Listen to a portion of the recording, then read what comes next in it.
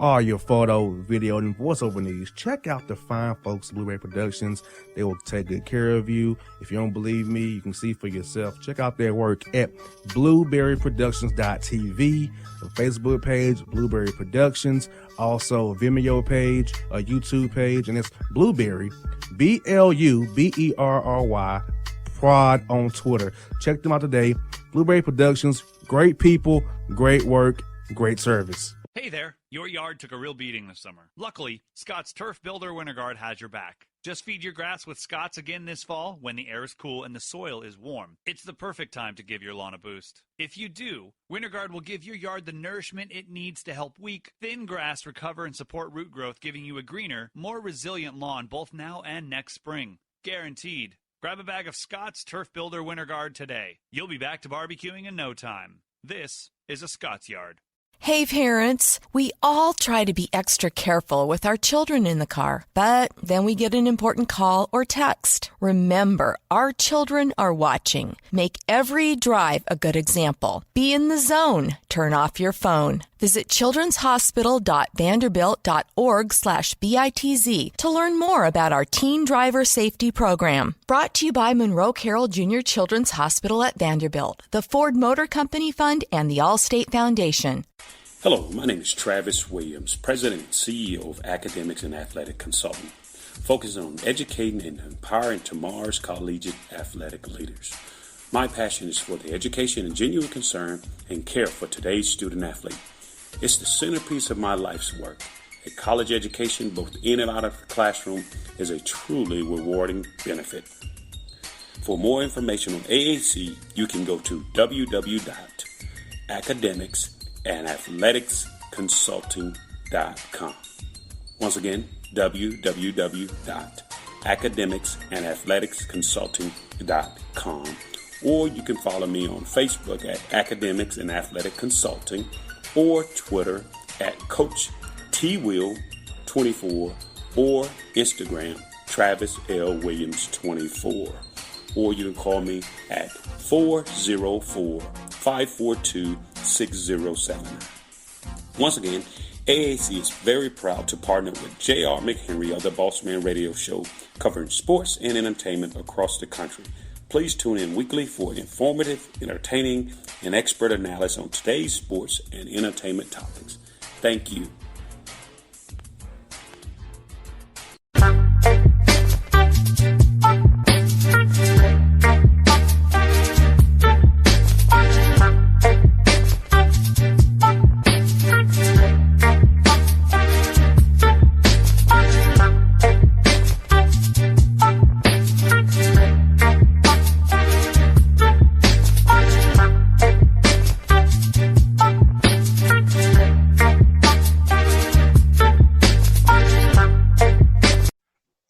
Back here on the Bossman Show. Friend of the show joining me now, Dedrique Taylor, Cal State Fullerton Titans out of the Big West Conference, on with us on the video stream.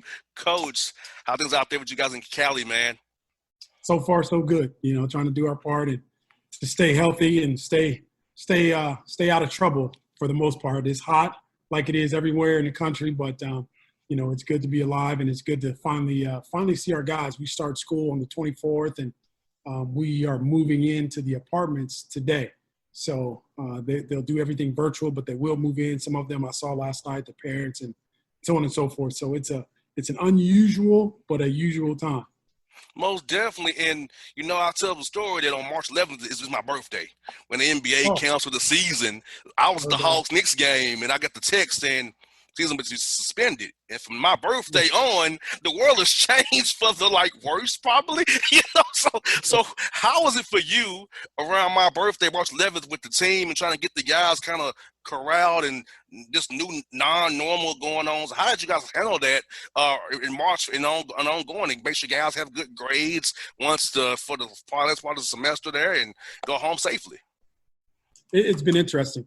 I think we were at a team dinner when the NBA decided to cancel the season. In fact, we were at a dinner, we were watching the game. They were warming up and everything, and they decided to cancel the season or not cancel the season, postpone it, and they were postponing that game. And so I kind of knew or expected that the tournaments would be canceled or postponed or canceled really. So we went ahead and we went to the hotel. We were supposed to play the next morning at 12 o'clock. But about 9 o'clock, they started calling. Our athletics director started calling, and the conference called, and I kind of knew that they were going to let things go. It's been very, very hard not seeing each other from a social standpoint. But our team, like most teams, they responded. They did everything online, and they shut our school down. Our school is still shut down. But everything is virtual. Everything was virtual. So it was a lot bit of an adjustment, constantly staying on top of them, constantly Zooming with them, which is what we're doing, which is the new norm, but constantly communicating with them over some type of platform other than seeing them daily. And that was probably the hardest part for me, just not being able to touch them, not being able to see them, not being able to physically put my hands on them in a good way.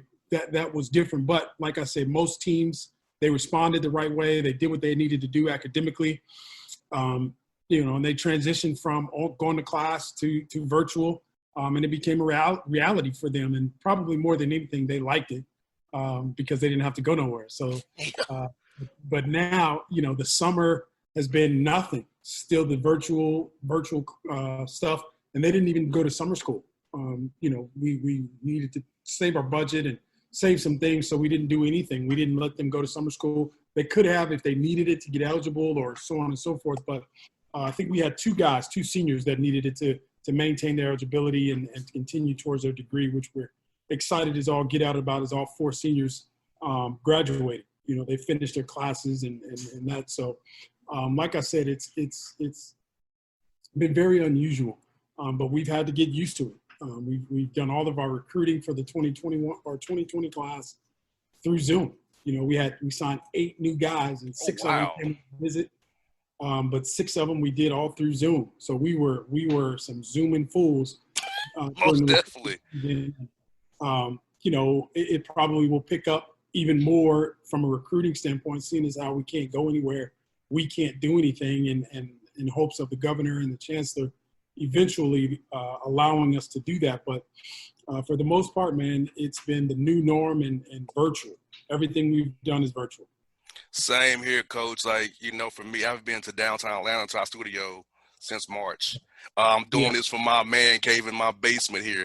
So I have not been downtown for anything. Honestly, I haven't seen downtown Atlanta in months because of the pandemic. I'm out here in the burb chilling, man. So same on the radio side too, man. we just trying to virtually and make it. And for your guys, I have a hoop in my backyard. So I can get shots if I want to. But for a lot of guys on your team, they're not fortunate like me to have a basketball court in my backyard. So how'd you kind of manage guys kind of staying in shape to the best they can, get up shots if they can while things locked down? I know you weren't the main focus, but they are basketball players still. So how they kind of manage that aspect of trying to get shots up, stay in shape, and not be so out of shape of it when you get back right now and just be start from scratch? What we've done is we've employed our strength and conditioning coach, and he's working overtime. He Zooms with our team 2 times a week, and on that Zoom, he has 2 different groups. So at 9 o'clock on Mondays and at 10 o'clock on Mondays, and then a team deal on Friday. But in between all of that, he's trying through Zoom, show them how to lift. The biggest thing for me is conditioning, running, getting outside and running. And for a while, because of the pandemic and because of the social injustice more so, we weren't asking our guys to run or do anything of that nature. But they're athletes. They're driven by the basketball. So if a place was open in their hometown, whether it be a gym, whether it be open run, I know some of our guys are doing both. And that's why we chose to leave them at home, so to speak, because they had a routine that allowed them to do basketball stuff. Whereas if they came here, the onus would have been on us, and we wouldn't have been able to supply them with their, with a place to do what they were doing. So we left them at home as long as we could. But they were sneaking in gyms. They were going to gyms that were open and doing their deal, And so I would check in with them on my own individually. And then we had a team Zoom every Wednesday. But then probably the last 3-5 weeks, we've been also doing a team stretch and stuff. So we've been trying to do stuff. Our strength and conditioning coach is, like I said, he's been working overtime, just staying in touch with these guys and trying to give them some sort of normalcy, if you will, with doing things every day, the same thing every day, or something centered around basketball the same every day. But they've been working out, or at least they've been saying that. So we don't know. We'll find out. I hear that. And, I think this is a great time to teach these young men about adversity, because 2020 has been one heck of a year for us adversity. We have the pandemic going on at the same time as the social uprising we have going on in our country. So how have you and your staff used this opportunity to teach these young men about the adversity they'll face in their lives going forward? Because I feel like for me, being in my 30s, like, this is weird shit I had in my whole life, and I'm 33 years old. For them being 18, 20-some years old has to be weird to how they probably have in their lives as well. So how have you and your staff kind of used to teach these young men about adversity and how they can overcome the bad things that happen around them and still rise above it all? I've been really fortunate, and I think our team has been really fortunate. It's in that before I'm a head coach, before I'm a coach, I'm a black man. So I look at the information differently maybe than they do. But as their mentor, as their coach, it's my job, in my opinion, to give them the information. And so on our weekly calls, I'll take the first 15 minutes and give them that information and try to do it unbiased as I possibly can. Not being black, not being a Democrat or Republican, just give it to them straight, whether it be the pandemic, whether it be the social injustice, but just give it to them straight and trying to communicate with our guys and let them know, they have a mouth for a reason. Use it. Communication is something that we've talked a great deal about it. The more and more I do it, I try and get them to say what they feel, what they think, and let them know that it's okay, whatever it is, no matter what it is. They could be mad, they could be upset, they could be frustrated, they could be happy, or they can not care, which is a lot of them. They don't resonate with that. They resonate with the fact that they're an athlete, they're going to become a professional athlete, they're going to take care of their family, and so on and so forth, one way or the other. So they don't really resonate. And so we've had numerous Zoom calls at least once a week. We try to communicate with them. We try to give them as much, or I try and give them as much possible information. And what they do with the information is 100% up to them. But I think it's my job to give them that information. And we've had some sidebars and some individual conversations with a couple of guys who have followed up on that information because it's touched them differently, and they didn't want to say it, in front of 16 other guys, what have you. But I think it's my job to give them the information and then let them do what they will with it.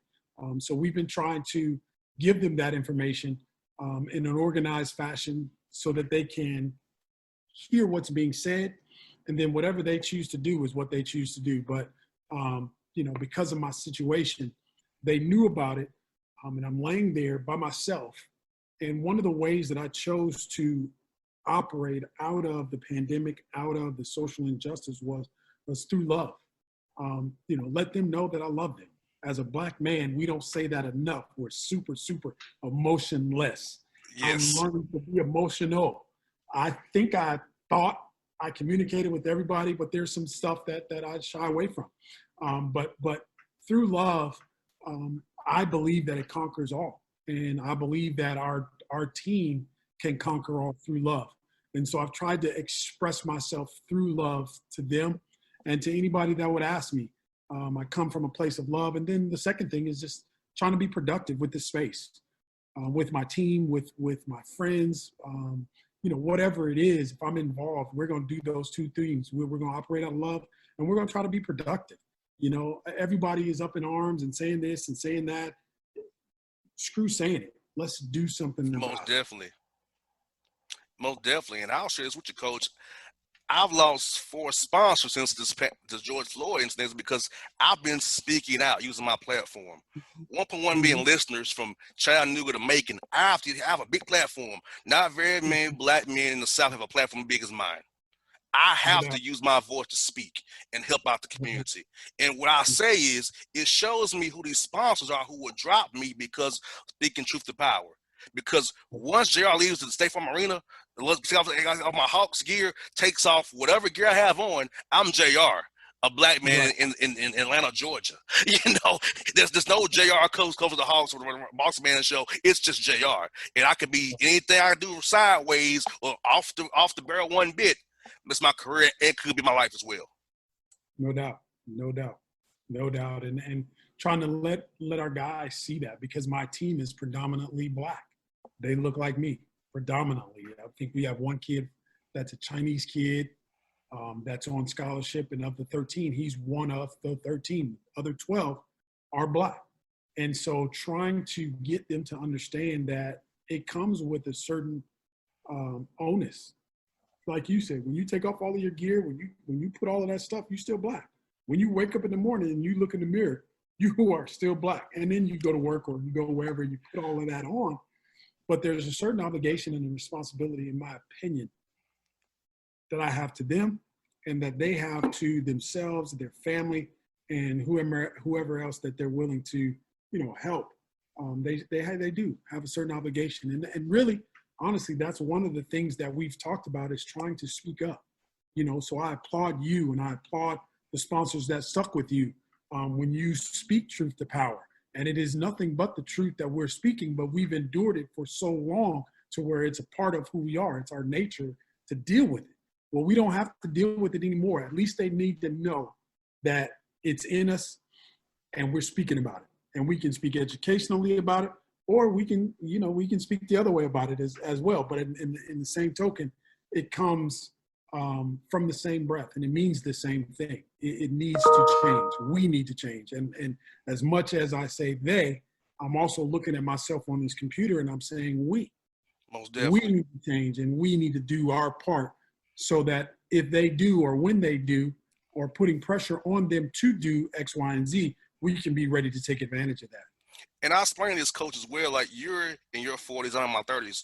We're probably the first ones in our family to be born with 4 rights from the Voting Rights Act, the Fair Housing Act, the Civil Rights Act. We're born with 4 rights on paper. Now, of course, it's not equal for us because with the policing, but on paper, we're first of all to be born with 4 rights. My mother and father went up for the opportunity. They had segregated schools. They had to be across the tracks before Darfur. They got beat up by the whites. So, for me, I have some things going for me my parents didn't have for me. I made more money in my life than my parents made in their careers because of what I've been afforded.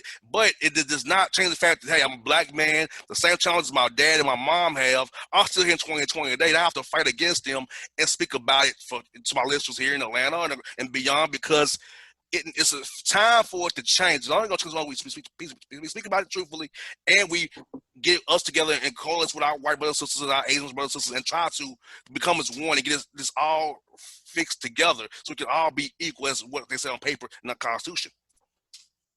No doubt. I mean, I think Will Smith, I think I heard him speak and say it probably one of the best ways that I've heard it. Racism is not going anywhere. Our parents have endured it. We've seen it, but it hasn't gone anywhere from the time that your parents came into the world, before them to after them. The difference now is that it's being recorded. Mm-hmm. So now people have to see it. No matter what, you have to look at it. It's all the platforms, on social media, on the news. So you have to look at it, but it's still the same. Unfortunately, it's still the same in a lot of ways. Now there are a lot of advancements. There's a lot of growth, but there's a lot of growth and advancements that still need to be made. And I think it's incumbent upon you and I to do our part in educating the people behind us, number one, but being productive, number two, in the space that we've been provided to continue to move the march forward. And Coach, I've been so invigorated and inspired by, what the response I have against is very positive. The negative is what the negative is, but the fact the listeners actually understanding them guys, people saying, I didn't see it that way. Thank you for bringing this up, because I didn't know my listenership, how they really felt, but majority has been very positive. The young people dropped, the sponsor dropped, which God will deal with them later.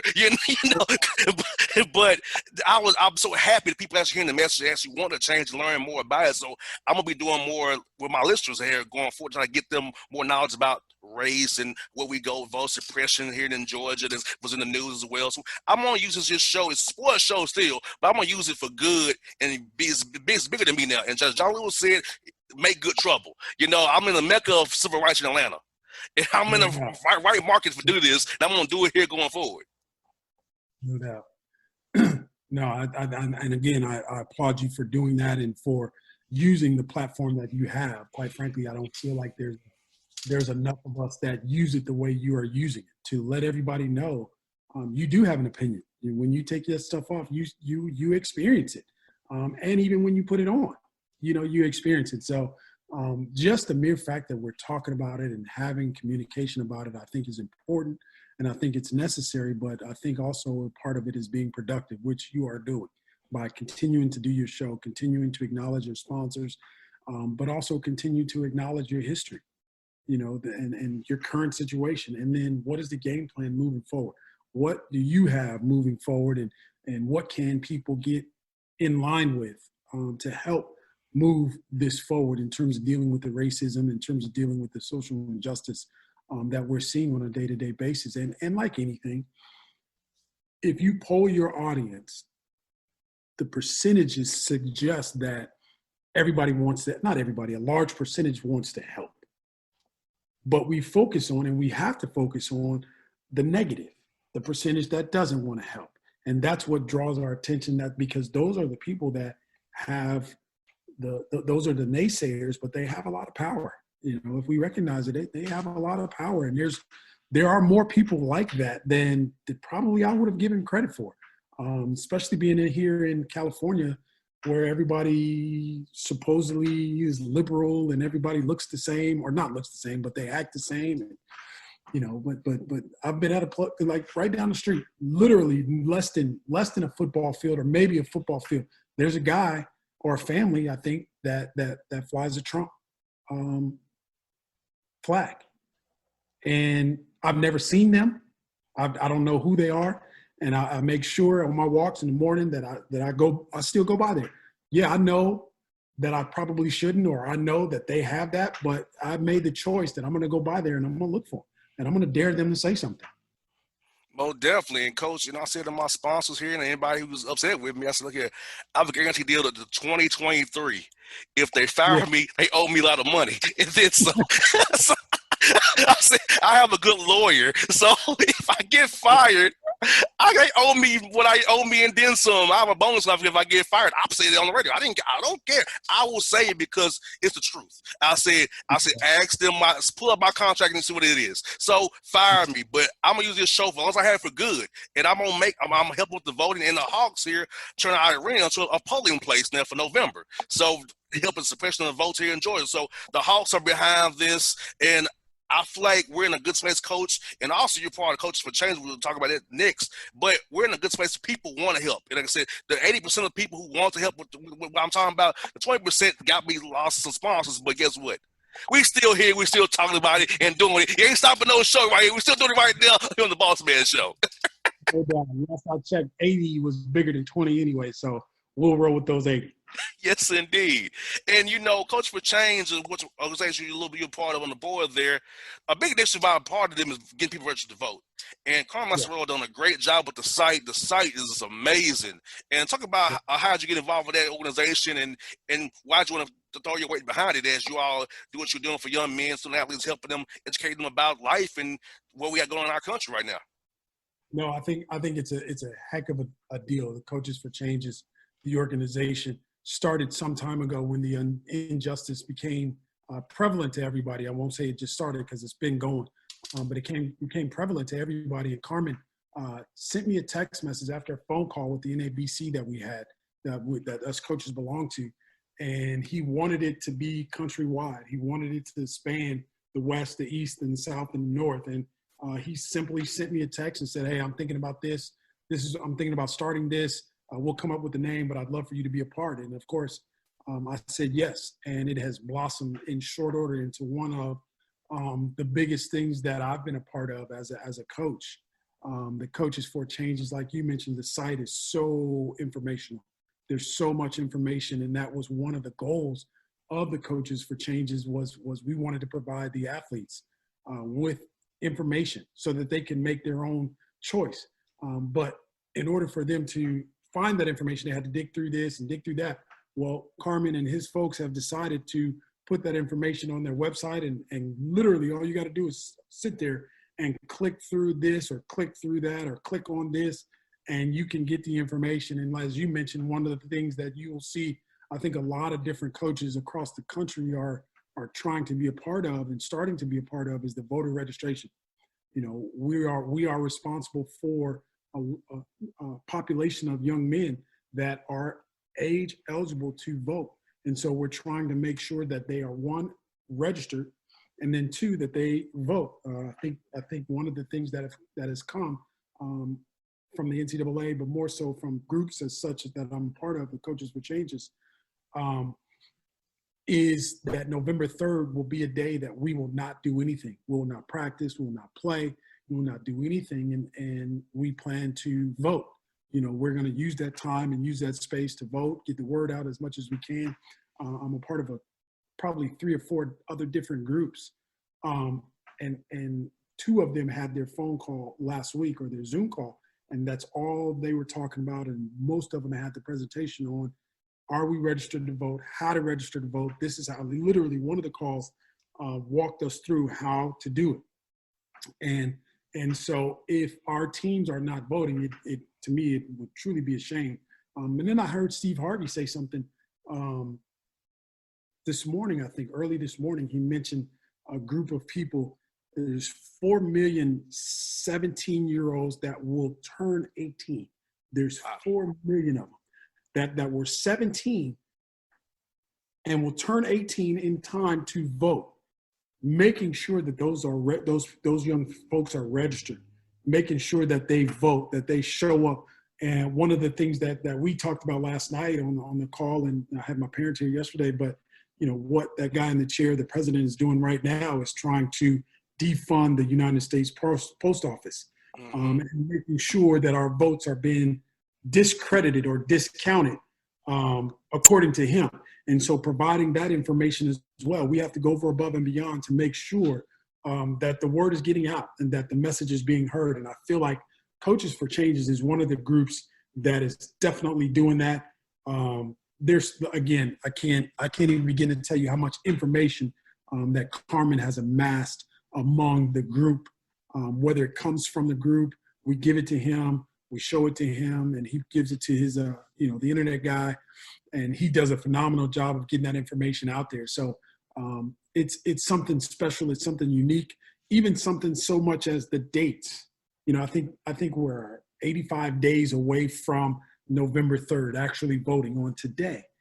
But having those dates, you know, this is the date that you will get your early ballot. This is the date that you need to send it in by to make sure that it is counted on by November 3rd, and so on and so forth. All of that information is on the site. All of that information is even at the discretion of a couple of clicks of our fingers. But we're trying to make it as easily accessible as possible. And I think Coach Marcelo is doing a heck of a job leading that group. Coach, I can tell you from firsthand experience, I requested my ballot on Wednesday. I sent my letter in to my form in. It's going to get there on Monday in Atlanta. I could have drove it over there on Wednesday. It's going to get there Monday. So I know it's getting slowed down for real. It is definitely doing that. And on one of the other calls, to your point, one of the other calls that I was on yesterday, we were speaking to a representative from the Joe Biden camp, and I asked her. I said, "Hey, how do we deal with this? What one thing we do?" And she said, "First and foremost, don't do what we normally do." And when she said "we," she put the air quotes: "We, us, me, and you, the people that look like us." We tend to wait. If it's due Friday, we tend to wait till Thursday midnight. Don't wait till that point. Let's get it as soon as we get it. Let's do it 3-4 weeks, and you should have no problem getting that information where it belongs. But like you said, one of the things that was mentioned was getting in a car and driving it over.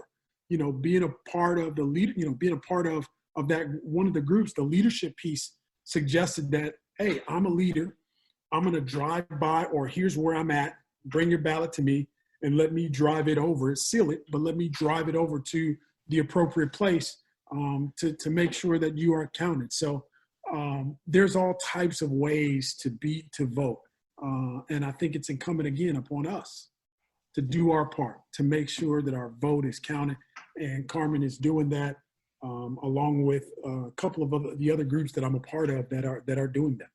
Well, I've been banging voting on the voting drum here since George Floyd happened, and I'm gonna keep banging this drum here to November 3rd because Georgia is a swing state. It is now. Georgia is browning now. We're browning here in Georgia. Demographics are changing here in Georgia. So we have 2 Senate seats up for grabs as well with Raphael Warnock and John Ossoff. So we can get those two. It helps in the Senate, not though have those horrible judges that if we go to federal court would rule against us and lose our civil rights. So I try to tell people it's bigger than just the president. The federal bench as well, appropriations as well, congressional conditions. It's all intertwined together. State, local, federal. It's all a lot together. We have to take attention to it all because it all matters. Like in Georgia, no mask mandate here in Georgia, but it's one in California where you're at with Governor Newsom. So if Stacey Abrams won an election, we would have a mask mandate here in Georgia, not do what you want to. So it all matters. Local, state, and federal all matters, Coach.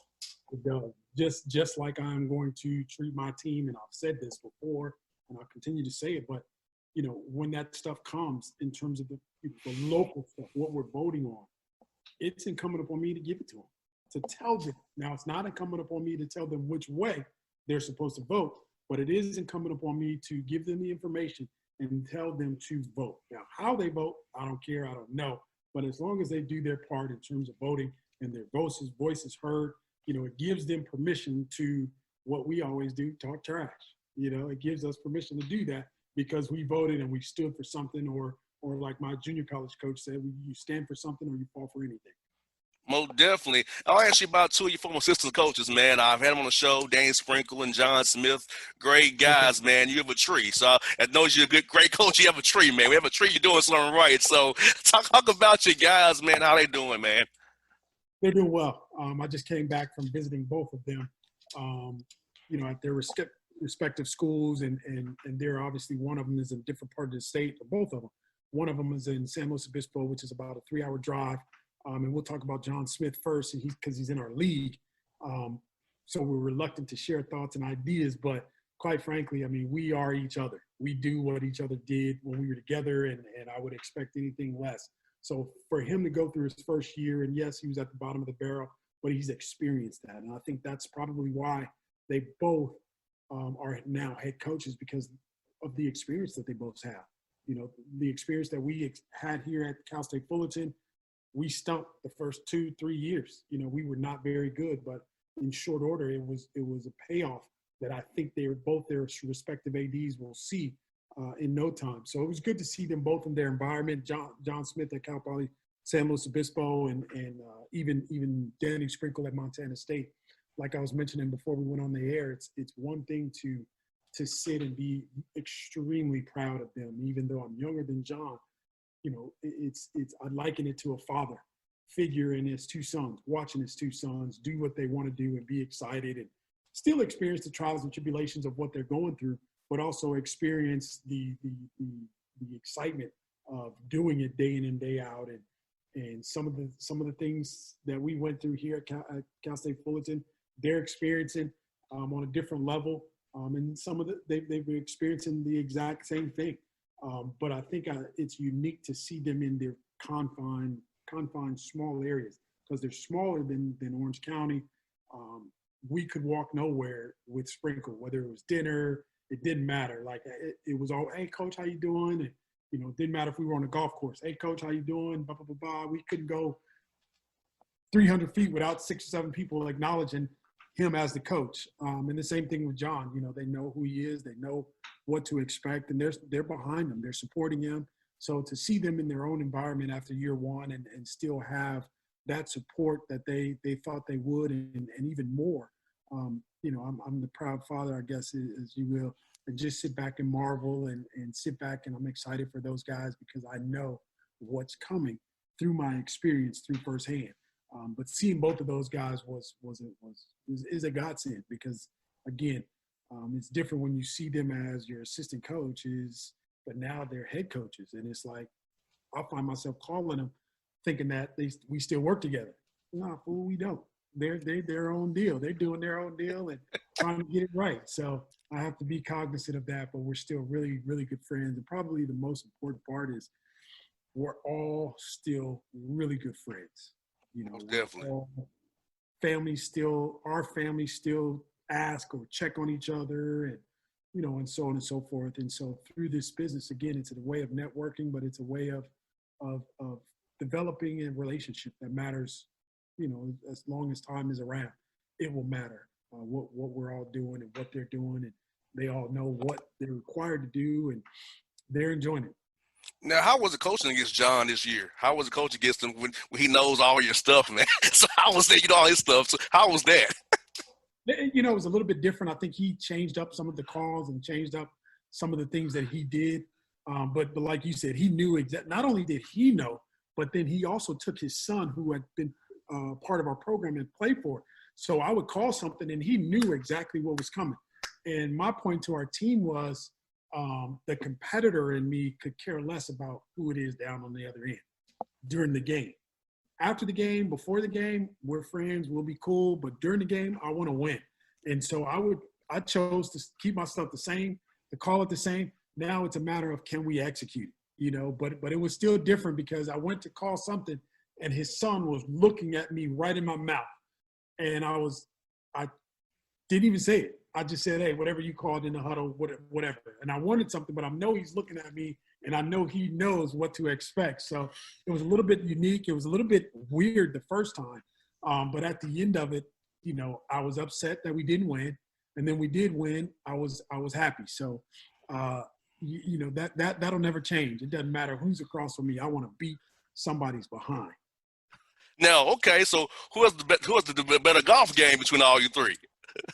Probably Coach Sprinkle. Coach Sprinkle. His swing is very consistent and very, very, very easy swinging guy. Now, who has the worst game? Coach Smith. I'll tell you that, Coach Smith. I ain't no telling what the hell happened. He might triple bogey a hole just as much as he birdies it. And then the next hole, he might do anything in between. So we still have a good time and we enjoy each other. And, you know, it's unique to see men get together who have worked together and still feel as strongly as we feel about each other in the long haul. Yeah, see, golf is my bugaboo, Coach. I can't get golf down, man. I'm terrible. I have this whole across my body swing thing working where everything goes left. Yeah. Well, you good then, because everything for me goes right. So we need to switch games. Maybe. No, tennis court a little different. The tennis court I can hold my own, but the golf course ain't nothing going for me right now. It's all left. No doubt. I chose to do golf because you hit the ball and, you know, you spend most of your time walking and looking for that little ball. Whereas tennis, I mean, it is full go, nonstop, and I refuse to get in any type of shape to do that sport. So my hat is off to you in the tennis world. I choose to just chase my ball, and if I can't find it after a certain time, I'll just drop another one. Man, hey, Coach, it's been great to catch up with you, man. This has been wonderful. Thank you for your time, man. I wish you all the best, and I hope you guys play on time this year, man. I know it's tricky out here with this virus and out in Cali, where this is Georgia, man. I'm praying for you guys. I hope you all can play. I know you all like to get out to play non-conference schedule and play ball, man. I hope you can get it done this year for real, man. No, I appreciate it, and I, too, hope we can play at some point or play on time, whatever it is. My biggest thing is just be safe and being healthy. That's all I care about right now, and you know, it probably won't change. Is being safe and being healthy. So I wish you the best. Thank you for reaching out. Thank you for allowing me to come on your show. Enjoy myself. You know, it's like a conversation when we get together. Nothing changes. So I appreciate it and look forward to the next time. Anytime, Coach. Be safe, brother. Talk to you real soon, man. All right. Talk to you soon. Thanks again. All right.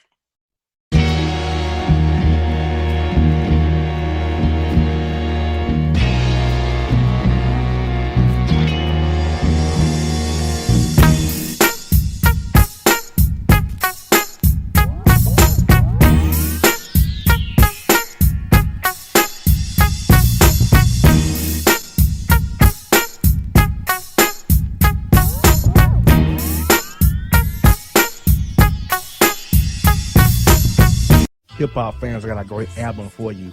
The debut album from Family Grind ENT, True Speech and 313 Fresh. We're going to give you 2 discs, 33 songs of pure, genuine hip-hop.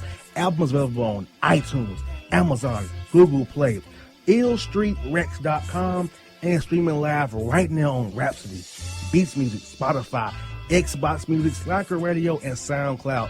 Check them out today. True Speech and 313 Fresh. Family Grind ENT. Believe in it. Get it. A gorgeous tan from Suntan City gives you an inner glow that relights the fire when you run into your first crush. Vicky, who was that? An old boyfriend. Lucky you just tanned at Suntan City. Lucky he's single. We're doing lunch tomorrow. Won't be single for long then. During Tour of the City, try all 5 tans, including spray tan, for just $4.99. Restrictions may apply. Click to buy now. Suntan City, let yourself shine. When you're a teen, you finally get to make some of your own decisions. Who are you going to hang out with? What do you want to be? Are you going to glance at that text while driving? Remember, a split second is all it takes for something tragic to happen. Be in the zone.